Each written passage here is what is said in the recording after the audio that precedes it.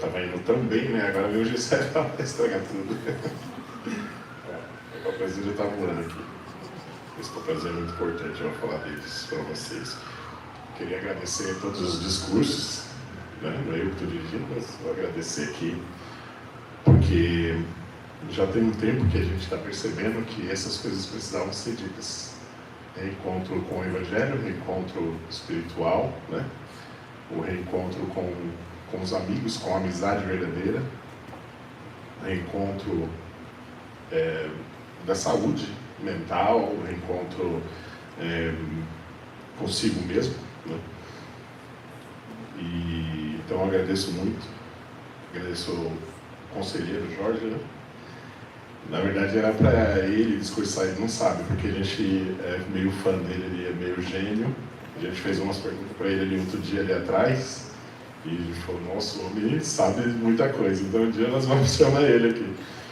Mas foi de propósito esse serão, esse devocional, ser feito por pessoas como vocês, pessoas comuns. Inclusive todo mundo fala um português perfeito, né? Agora veio um aqui falando tudo errado. É a Daisy preocupada com o horário, 10 minutos, 10 minutos. Agora vocês estão fritos, 10 minutos é um áudio que eu mando lá no grupo. Você não pôde meia hora. Vocês caíram na armadilha, umas 3 horinhas deve dar para terminar. Mas enfim, queria começar falando sobre uma situação engraçada. Se vocês acharem muito engraçado, deixa para rir só no final, vamos terminar a história, tá? Mas eu ganhei uma cadeira de escritório do meu irmão, já usada, né? Mas com as cadeiras com rodinha, confortável, já tá rindo porque... E aí uma cadeira confortável, né? E quando eu sentei na cadeira, ela fez isso assim. Aí, beleza. Aí eu vi um dia na frente da minha lojinha, porque eu levei pra minha loja, eu vi uns meninos, 3 meninos montados numa cadeira, daquele mesmo tipo, e correndo assim na rua, que nem carrinho, né? 3 meninos montados na cadeira, e eu falei, essa cadeira é boa. Vem aqui, menino, dá essa cadeira aqui. Eu vou comprar de vocês. Eu fui lá no lixo, eu acho, né, que eles tinham achado. A cadeira tá aguentando 3 meninos, ela deve ser muito boa, né? Comprei dos meninos e coloquei lá na minha lojinha. E quando eu sentei, ela... De novo. Até que eu arrumei uma poltrona, que não tinha aquele negócio de descer, né? Aquele amortecedor. Eu arrumei uma poltrona, eu botei rodinha na poltrona e botei lá. E aí aconteceu uma coisa interessante, que eu entrei na zona de conforto, que aquela poltrona era muito boa. E ela tinha rodinha, ainda ia pra lá e pra cá, quase não precisava nem me movimentar.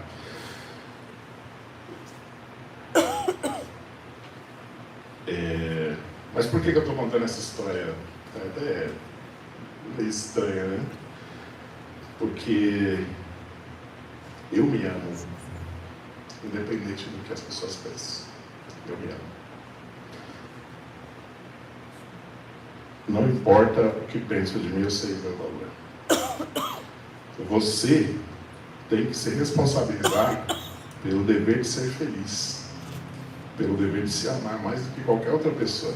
A única pessoa que pode concorrer com o seu amor é a sua mãe. Minha mãe que é concorrente forte, né? Porque às vezes ela ama a gente mais do que a gente mesmo. Mas eu queria que vocês saíssem com isso aqui na mente de vocês hoje. Se você esquecer das outras coisas que eu falar, não tem problema. Mas se lembre disso. Você é o único responsável por se amar de verdade. Você é a única pessoa responsável por cuidar de você mesmo. Não adianta você terceirizar isso. Ninguém vai fazer como você. Você tem que se olhar no espelho e falar todo dia, eu sou maravilhoso, sou maravilhosa. Olha como eu estou bonito hoje. Ainda nem arrumou o cabelo, mas olha como eu estou lindo. Eu dormi lindo e acordei lindo. Então, rindo lá no fundo. Nós precisamos saber que para nós sairmos da zona de conforto, a gente precisa ter um reencontro com esse amor verdadeiro. Essa poltrona que eu tinha lá, em algum momento eu quis desfazer dela, porque ela representava mesmo uma zona de conforto. Daí eu falei para o meu menino, amanhã quando você vier cedo comigo aqui pela lojinha, vai carregar essa poltrona e botar lá na calçada, a minha leva embora. Aí eu pego uma cadeira daquelas duras, que pelo menos não fico tanto tempo sentado, né? E antes dele vir para me ajudar, eu já tinha carregado lá para fora, porque me bateu um negócio que você tem que sair da zona de conforto. Quando você encontra com o seu valor, reencontra o seu valor, o amor próprio, você começa a ver a zona de conforto de uma forma mais clara. Porque até então a zona de conforto é uma armadilha que vai prender você numa situação, você vai estar lá curtindo, porque a zona, o nome está falando, é zona de conforto. Então você vai se sentir bem lá. Mas é o pior lugar para se estar na zona de conforto. Você está lá só para ficar lá preso. Como se você estivesse dormindo, alguém vem te acordar ali, você acorda meio assustado, meio nervoso. Por que estão te acordando? Você tinha um compromisso importante, você está dormindo ainda. É igual, a zona de conforto é isso. Você está capaz de você brigar com quem te acordou, né? Por que você me acordou? Não, você tem compromisso. Então, às vezes na vida a gente precisa desse despertar, sabe? Às vezes a gente precisa desse reencontro com o amor verdadeiro, o amor próprio, para que a gente encontre e saiba que estamos na zona de conforto. Então vamos combinar uma coisa daqui para frente. O que faz a gente sair da zona de conforto são as provações, né? Os problemas, as dificuldades. Enquanto você está lá sentado na poltrona, descansando, relaxado, você não percebe que está perdendo tempo, que está ficando ruim da coluna, você não percebe. A zona de conforto é exatamente isso, ela foi feita para você não reconhecer ela. Então vamos combinar o seguinte, nunca mais vamos reclamar das nossas provações. Eu sei que todo mundo tem provações que são difíceis, tem coisas que eu não vou entender porque é de cada um, mas quando nós reclamamos disso, nós estamos reclamando justamente do momento em que o Senhor está tentando te acordar para sair da zona de conforto. Então que nós possamos lembrar disso, tentar não reclamar. É pessoal de cada um vai entender isso de uma forma e vai agir de uma forma. Mas as provações, o fato é que elas nos fazem crescer, fazem nos acordar. Aprovações, isso para que você entenda que é uma armadilha da qual você não vê e você está desfrutando dela ainda. Então vamos acordar. E aí eu queria falar aqui um pouco sobre esse negócio todo que vocês escutam, top suit, o que é isso, né? Primeiro era um grupo só de bate-papo, mas depois quando começou a ter alguns encontros, a gente começou a conhecer melhor as pessoas, né? E aí a gente começou a perceber que cada um tem uma história diferente, cada um tem uma situação diferente, mas tem coisas que são iguais também, que faz a gente se apegar até, né? Eu já falei lá no Luau, que a gente fez lá na praia, sobre a história do meu irmão.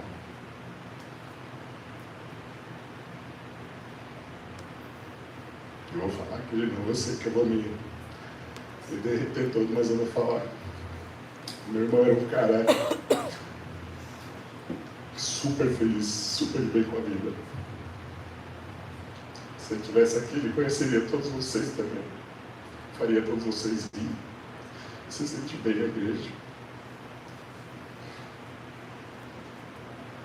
Mas um dia, ele se afastou da igreja, mesmo assim ele continuou fazendo todas as coisas, até onde eu sei, né? E em certo momento ele se enfiou numa zona de conforto muito forte. Eu acredito que tinha depressão, ansiedade, muito misturado. E eu era um dos que mais tentava trazer ele a participar, fazer ele participar das coisas. Esse meu irmão, ele faleceu em 2022, próximo do Natal. Foi 5 dias depois do aniversário dele, 5 dias antes do Natal. Aquele Natal foi muito diferente pra gente. Aquele Natal foi de sair da zona de conforto. Para mim foi. Porque até então, em algumas coisas eu estava exatamente como ele. Eu também estava pondo o pé no freio, sabe? Não vou ficar saindo não com essa turma. Todo primeiro domingo, noite familiar com o Beraldo. Eu vou de vez em quando, tá bom. E Então ele faleceu por conta de uma infecção que deu, né? Não teve exatamente a ver com o fato dele se isolar, mas ele era uma pessoa incrível, como muitos de vocês aqui. Então, de novo, eu vou fazer a mesma pergunta que eu fiz lá no UAU: quem podia estar aqui que não está? Quem podia estar no domingo com você na igreja que não veio? Será que essa pessoa não está numa zona de conforto da qual ela não reconhece, não entende, não sabe? Será que se a primeira vez que ela voltar para a igreja, como a Deise falou da história dela, né? Será que eu vou falar: nossa, estava sumida, hein? Será que vai ajudar ela a ficar ou voltar para a zona de conforto? Porque para vir para a igreja ouvir esse tipo de coisa, a pessoa não vai querer vir mais. Ela fala: puxa, estava tão confortável dormindo lá em casa, veio para a igreja ouvir isso. Seu sumido, por que você sumiu, seu inativo? O que eu vou falar para essa pessoa? Como eu vou tratar essa pessoa? Primeiro que não me importa isso. Não é da minha alçada, né? Resolver isso. É o bispado que vai conversar. Se tiver qualquer coisa para corrigir, né? Então, que nós possamos olhar isso, essas pessoas com mais amor. E aí, quando eu vi que eu estava com alguma coisa para fazer, vamos dizer assim, eu estava trabalhando muito, né? Eu trabalhava com o meu comércio na semana, e fim de semana à noite eu trabalhava na segurança do forró. E aí era gostoso o forró, era bom. E aí o pessoal falou: não, tem baile não sei aonde, eu via no celular, o pessoal tudo lá no baile, eu no forró cuidando dos bebinhos. Tem isso. Meu Deus, não cabe.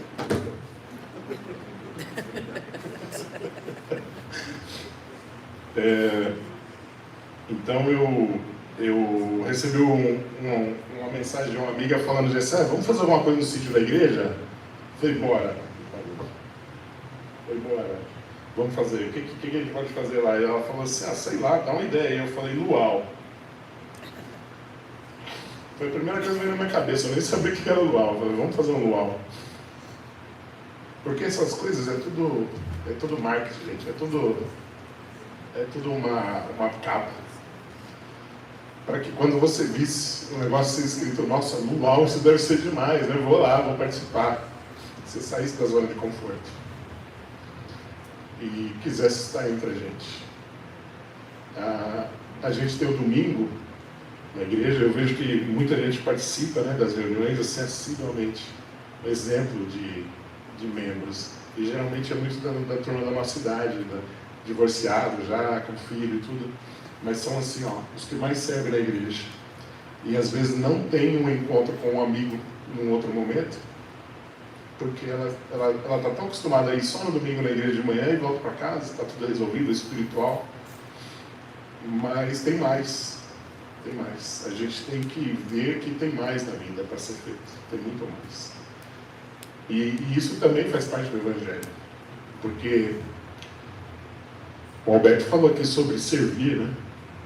Os momentos que eu mais vi as pessoas servindo foram nesses momentos aí, onde um traz uma coisa gostosa, um bolinho, né? Você tem o bolo da Sol.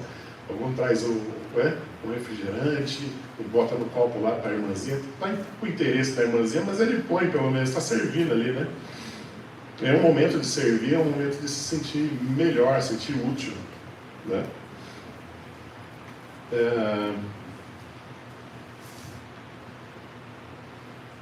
E aí me veio na cabeça algumas perguntas para você. Se você se sentir incomodado, é porque você está na zona de conforto. Quando foi a última vez que você amou alguém de verdade?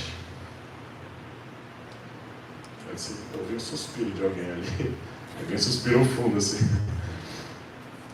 Quando foi a última vez que você amou alguém de verdade?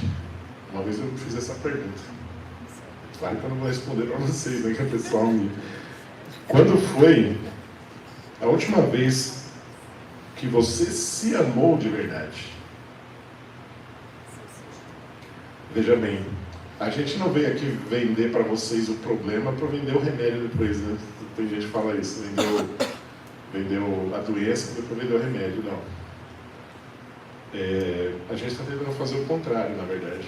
Uma vez eu estava sapeando lá na televisão, passou por um canal que eu pessoa estava falando, você que está desempregado, sua mulher te largou, você tem dor na coluna, bico de papagaio, não sei o que, quando eu vi aquilo ali, eu comecei a ficar meio doente, assim, tanta coisa que eu não estava falando. Ou seja, dá a impressão que é vendido um problema para você para depois vender a cura. Não é essa a ideia nossa aqui. Mas que você possa entender que talvez você esteja numa zona de conforto em relação ao amor. Porque às vezes eu vejo muita gente passando por terapia e a terapeuta fala, você precisa se amar. A pessoa sai e vai na loja, no shopping, fazer um monte de compra. É gostoso, é bom, mas é passageiro.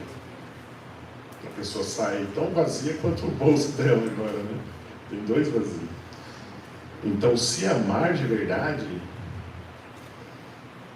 não é necessariamente possuir as coisas, não é necessariamente vaidade, né? Como eu falo. Quando foi a última vez que você colocou em prática o amor por alguém? Que você olhou e falou assim, puxa, eu estou fazendo isso por essa pessoa só porque eu amo ela de coração, sem interesse, sem nada. Quando foi a última vez que você demonstrou amor genuíno, sem interesse, sem esperar nenhum retorno de Deus? Você quer amar sem crescer, sem sair da zona de conforto? Você quer amar sem sentir dor, ser amado? Quando eu comecei a falar de amor aqui, alguém pensou talvez assim, agora você vai dar uma dica de como eu acho o meu amor da minha vida. Acho que é por isso que alguém suspirou ali. E eu vou te falar aqui agora quem é o amor da sua vida, é você. O amor da sua vida é você, tem que ser você. Sabe por quê? Quem se lembra aqui qual é o grande mandamento que fala nas Escrituras? Pode falar, quem lembra? Qual é o grande mandamento na lei? Amar a Deus sobre todas as coisas. Esse é o primeiro. E o segundo? Amar ao próximo como a ti mesmo. Quantos amores foi falado aí? 2? Todo mundo concorda? 3. Qual é os amores que está falando aí, Ed? Amar a Deus, o próximo e a si mesmo. Amar ao próximo como a ti mesmo. 3 amores. A gente sempre esquece, né, da gente, né? A gente fala assim, tem dois amores aí, tá falando, né? Amar a Deus e o próximo. Mas ele está falando para amar o próximo porque ele não está nem considerando, porque você já se ama, você tem que se amar. É o primeiro mandamento depois de amar a Deus.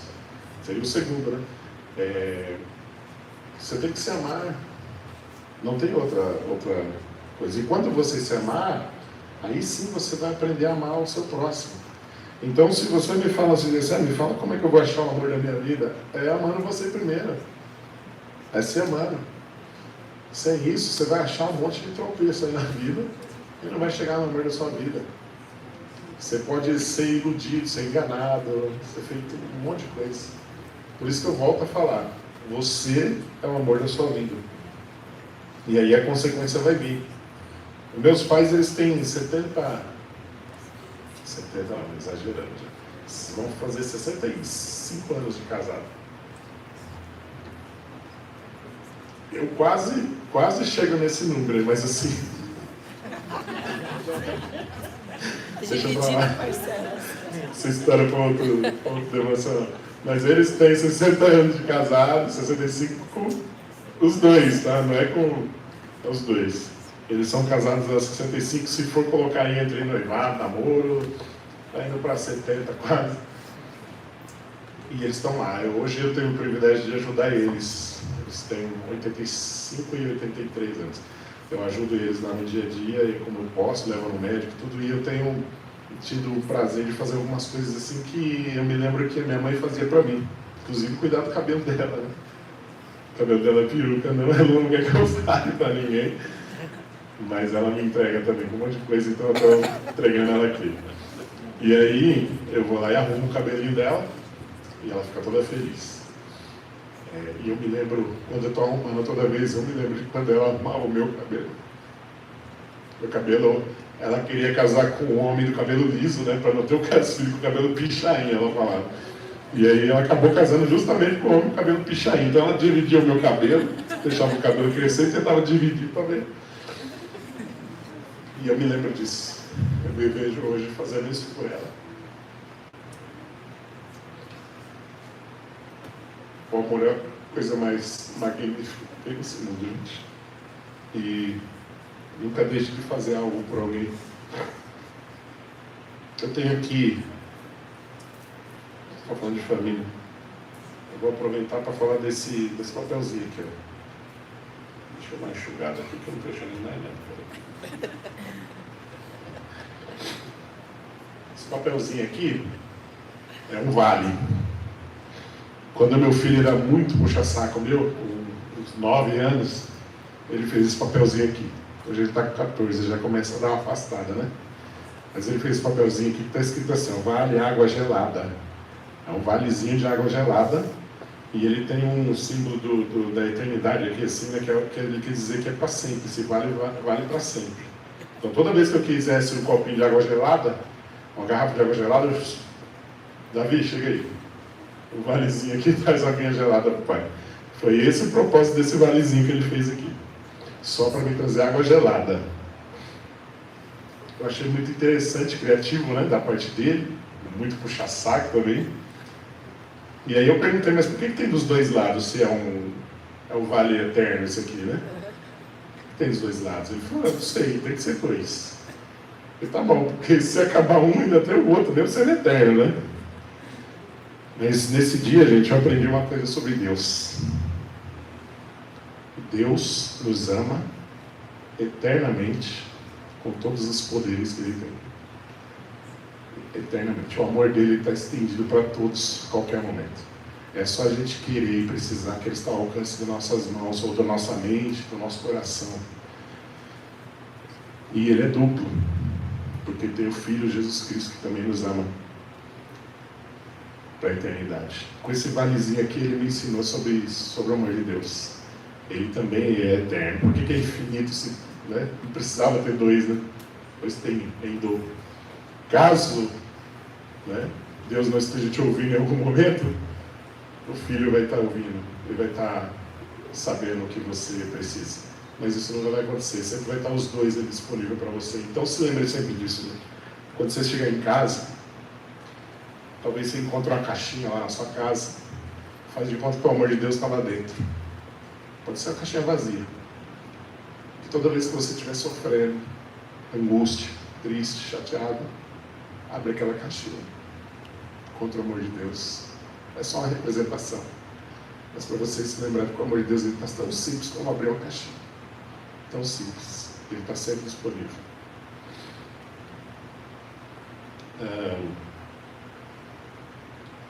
Ainda tenho meia hora, Deus. Não vem com isso. Bom, para finalizar, eu vou entrar aqui para o final do meu discurso, falando sobre a amizade.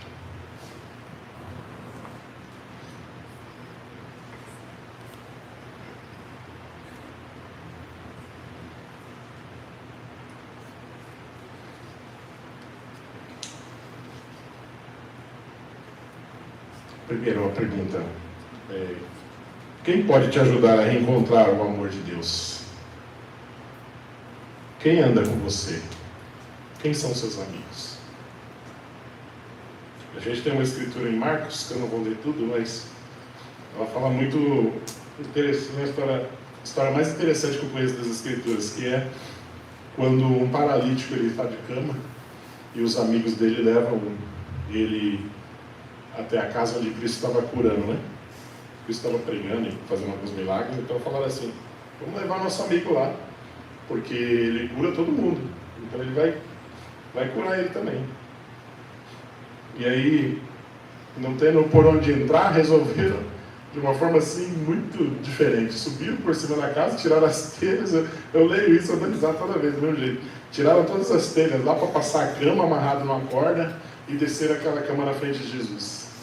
Eu fico imaginando assim a mente de Jesus naquele momento. Foi, que isso, gente? Eu já vi fé, mas nesse nível. E aquele homem ele foi curado, foi para casa levando a cama dele. Mas antes ele foi curado de uma outra coisa. Ele foi curado dos pecados. Então fica a lição para a gente. Por que a gente julga as pessoas que têm pecado em vez de ajudar elas a chegar a Cristo? Por quê? Se o nosso dever era ser amigo e levar ela até Cristo, não julgar ela. Talvez se aquele homem fosse julgado, não fosse, né? Ele está, como a Gabi falou aqui, né? Tem gente que liga uma coisa ou outra, a pessoa está sofrendo, tem a ver com o pecado. Não, porque se aquele homem tivesse sido visto dessa forma, ele nunca teria sido levado para Cristo. Mas aquelas pessoas falaram assim, esse é meu amigo, ele está de cama, e eu vou levar ele até Cristo. Elas assumiram essa responsabilidade.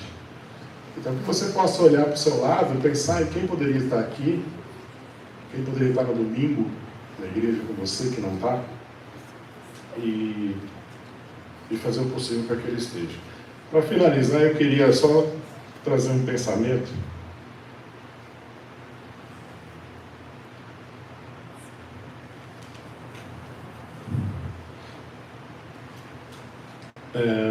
Como eu falei sobre cura, sobre reencontro, o amor verdadeiro,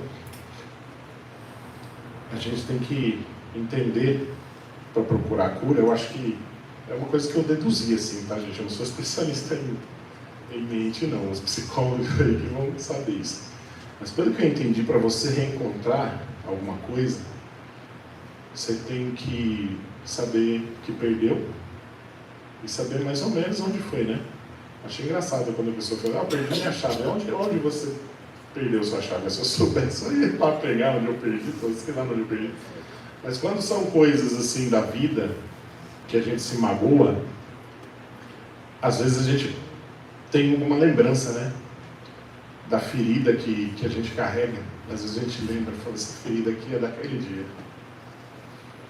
Então eu queria que você lembrasse desse dia, porque o Senhor, Ele é capaz de curar. Você precisa se reencontrar. Para isso você tem que encontrar esse dia lá, talvez, só para revivar a memória e trazer a cura daquele dia. Porque Cristo, Ele está pronto para curar. Ele está só esperando a gente estender a mão, abrir a caixinha, servir o próximo, né? Eu vou ler uma escritura e os irmãos vão cantar um hino para a gente aqui, para finalizar. E eu queria que vocês, se possível, fechem os olhos e mentalizem Jesus Cristo andando entre as pessoas e fazendo as curas.